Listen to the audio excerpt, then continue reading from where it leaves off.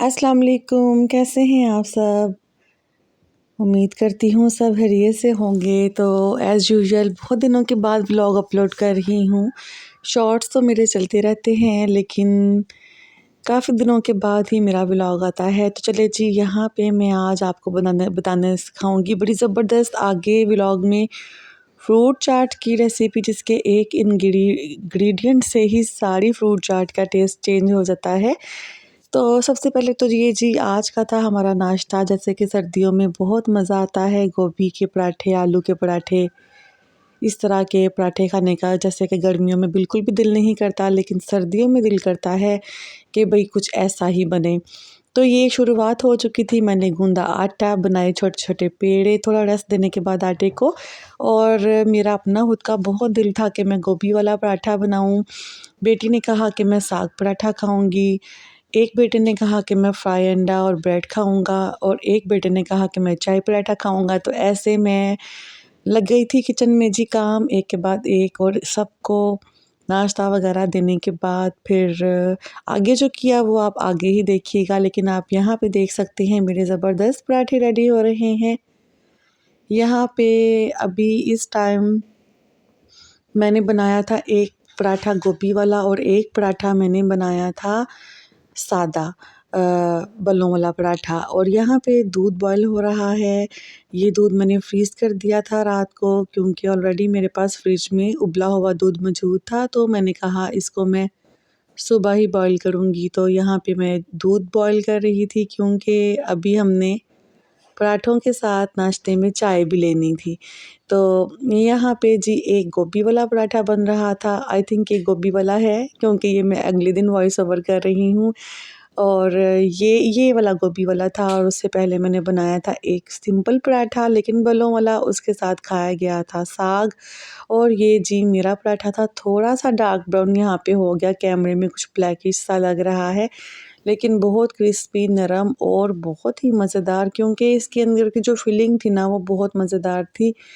तो फिलिंग अगर मज़ेदार हो, थोड़ी स्पाइसी हो, तो पराठा बन के बहुत अच्छा रेडी होता है। तो आज के व्लॉग में आपको ये एक ट्रिक बताऊंगी, और एक कह लीजिए आपको मैं टिप दे रही हूँ कि जब हम पराठा बनाते हैं ना, तब कोई गोभी या कीमा या मूली का कोई भी मसाला हो ना, उसमें पराठा बनाते वक्त थोड़ा सा नमक मिर्च ज़्यादा ऐड कर लिया करें, उससे एक पराठा बहुत अच्छा बनता है। तो वरना पराठा थोड़ा-सा फीका रह जाता है। अच्छा जी, यहाँ पे मैंने बनाए थे गोभी चिकन, और एक तरफ पे मैं सूप रेडी कर रही थी, और एक तरफ पे मैं पराठा रेडी कर रही थी, सॉरी गोभी और चिकन रेडी कर रही थी। और यहाँ पे चिकन और गोभी रेडी हो चुकी है, और दूसरी साइड पे मैं वेजिटेबल चिकन सूप बना रही थी, जो कि बड़ा ज़बरदस्त बना था। यहाँ पे मैंने चिकन सूप बनाने के लिए रख दिया था, और यहाँ पे मैंने गोभी का मसाला रख दिया था, जिसमें मैंने प्याज, लहसुन, अदरक इकट्ठे काट के ऑयल डाल के इसको स्टीम होने के लिए रख दिया था। और जब वो स्टीम हो जाएंगे ना, फिर उसके बाद मैं इसके अंदर चिकन ऐड करूँगी। चिकन की भुनाई करने के बाद हम गोभी डाल लेंगे, और खूब भूनने के बाद मज़ेदार सी गोभी रेडी हो जाएगी। ये सूप का सारे चीज़ें हैं जो वेजिटेबल मैंने काट के रखी हैं, जिसमें गोभी जाएगी, और उसमें जाएगा जी गाजर, और उसके बाद थोड़ा-सा सब्ज़ जो है प्याज हो जाएगा। और अभी यहाँ पे मैं ये दोनों चीज़ें इकट्ठे ही बना रही थी। सूप की जो कुछ रेसिपी इस तरह से है कि मैंने सूप को, जो मैं उसका पहले स्टॉक रेडी करती हूँ चिकन का, मतलब सूप के लिए जो पहले मैं यखनी बनाती हूँ, उसमें मैं चिकन के साथ ही नमक और एक पूरा फूल लहसुन का डाल लेती हूँ। उससे चिकन में हमक नहीं आती, जो चिकन की एक कच्ची सी स्मेल रह जाती है वो नहीं रहेगी।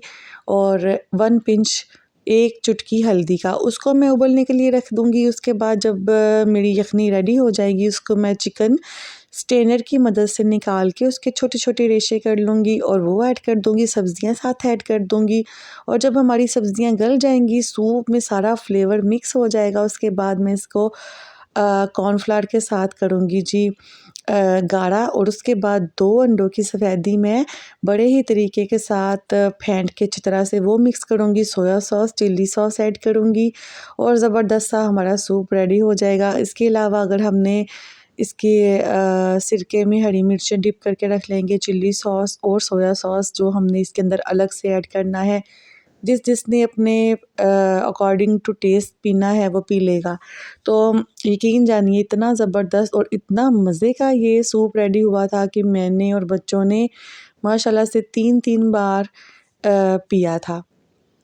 चिकन गोभी बड़ा ज़बरदस्त रेडी हुआ था। उसके मसाले, गरम मसाला जो मैं पीसती हूँ, उसको मैं पहले साबुत मसालों को सौते कर लेती हूँ, बाद में उसको ठंडा करके मैं जब ग्राइंड करती हूँ ना, तो ज़बरदस्त सा मेरा गरम मसाला रेडी हो जाता है। और वो मैंने गोभी के एंड पे ऊपर स्प्रिंकल किया था, साथ हरी मिर्ची, हरा धनिया, थोड़ी सी कसूरी मेथी डाल लेंगे तो गोभी आपकी बड़ी ज़बरदस्त तैयार हो जाएगी। तो ये 2 दिनों के मिले-जुले क्लिप्स थे जो आगे पीछे लग गए। सूप तो हमने खूब एन्जॉय किया, खूब पिया। उसके बाद ये चीज़ मेरी थी चिकन गोभी ज़बरदस्त। मेरा तो दिल था जी गोभी की खुशबू सूंघने के बाद कि मैं गरमा-गरम एक चपाती बनाऊँ और मज़े से अपनी गोभी चिकन को एन्जॉय करूँ, और मैंने ऐसे ही किया। मैंने पहले खाना खा लिया था, उसके बाद मैंने सूप पिया था। अच्छा जी, आ जाते हैं अपनी नेक्स्ट रेसिपी की तरफ जो थी मेरी फ्रूट चाट। फ्रूट चाट के अंदर हम सब कुछ ऐड करते हैं, बहुत ही मज़े की बनती है, लेकिन एक इंग्रेडिएंट जिससे आपकी चाट शाही हो जाएगी, शाही फ्रूट चाट बन जाएगी और आपकी चाट को 4 चाँद लग जाएंगे, वो है जी ये किशमिश। अच्छा, मेरे पास ये थोड़ी छोटे साइज़ में, मतलब इसको आप देसी किशमिश कह सकते हैं, ये भी ले सकते हैं, नहीं तो वो जो लंबी-लंबी आती है वो भी आप लेंगे तो ज़्यादा जो टेस्ट इन्हेंस होगा। तो करना आपने क्या है, सारे जो आप फ्रूट चाट को काट लेंगे, फ्रूट्स में आपने सिंपल ये किशमिश ऐड करनी है और माल्टे का जूस डालना है। उसके बाद चाट मसाला हो जाएगा, नमक हो जाएगा, काला नमक ऐड करना है, चाहते हैं वो भी ऐड कर सकते हैं।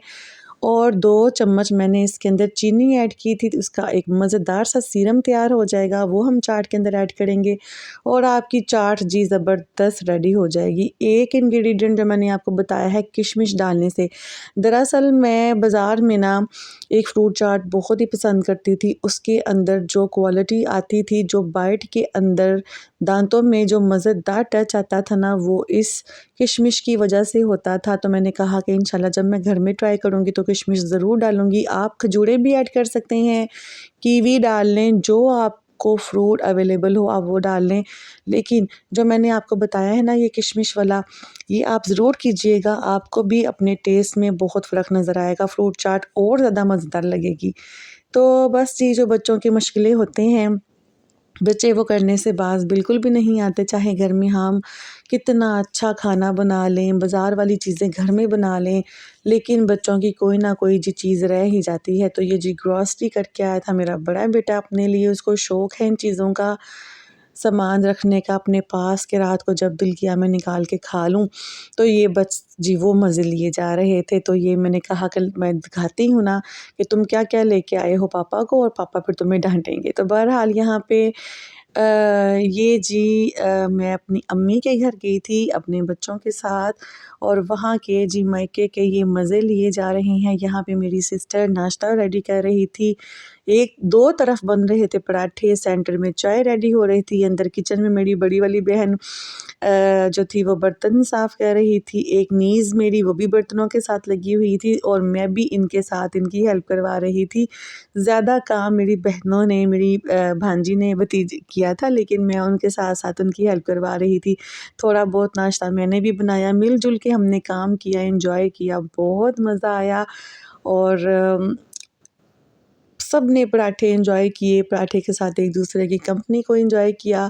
और यहाँ पे देखिए मैं भी उनके साथ ही लगी हुई थी और हमने बहुत एंजॉय किया, बाज़ार का भी खाया, घर में भी बना-बना के खाया। काफ़ी दिनों के बाद हम मिलते हैं, लेकिन जब मिलते हैं तो बहुत एंजॉय करते हैं। और ये मेरे अपने किचन की है जी, यहाँ पे मैं खीर तैयार कर रही थी, वो खीर जो मैं बग़ैर किसी बाज़ार के डिब्बे के बनाती हूँ अपने घर में, चावलों के साथ, दूध के साथ और खोए के साथ। और ये बड़ी ज़बरदस्त मेरी खीर रेडी हुई थी जो मैंने अपनी एक फ्रेंड को भेजी। उनको इतना मज़ा आया कि उन्होंने मुझे कॉल करके कहा कि अगर और है घर में तो मुझे भिजवाओ। मैंने कहा नहीं, ये तो माशाल्लाह से मैंने थोड़ी क्वांटिटी में बनाई थी, एक बोल अपने लिए और ये वाला मैंने बोल अपनी फ्रेंड को भेजा था, उनको बहुत पसंद आया था। इंशाल्लाह ताला इसकी भी रेसिपी मैं ज़रूर आपके साथ फुल कभी सेंड करूँगी। ये बहुत ही मज़े की बनती है। मुझे ना बाज़ार वाली जो डिब्बे से हम लोग घर में फिरनियाँ बनाते हैं, मुझे बिल्कुल भी पसंद नहीं आती। उसके अंदर बड़ी स्ट्रॉन्ग स्मेल होती है। तो हम लोग खीर को एंजॉय करने के बजाय उस स्मेल को जो है ना सूंघ रहे होते हैं, जो हमें शायद कुछ लोगों को मज़ेदार लगती होगी, लेकिन मुझे ना घर की खीर घर के इंग्रेडिएंट से पसंद है। तो जी, दुआओं में बहुत याद रखिएगा। और मेरे छोटे से व्लॉग को आपने बड़ा-सा प्यार देना है, मतलब सब्सक्राइब करना मत भूलिएगा, लाइक और शेयर भी लाज़मी कीजिएगा। तो फिरनी के साथ-साथ ये 1 दिन पहले या आई थिंक 2 दिन पहले मैं गाजर की खीर भी रेडी कर रही थी। इसकी भी रेसिपी आपको साथ कभी शेयर करूँगी। ये गजरेला नहीं, हलवा नहीं, ये जी गाजर की खीर है, जो भी मैं अपनी खीर वाली रेसिपी से मिलती-जुलती ही बनाती हूँ। और ये एक साइड पे बन रहे थे पाए और बस ऐसे ही जी कामों में से काम निकल आते हैं। मैं क्लिप शूट कर लेती हूँ और अपना व्लॉग लगा देती हूँ। तो जी दुआओं में याद रखिएगा। अल्लाह हाफ़िज़।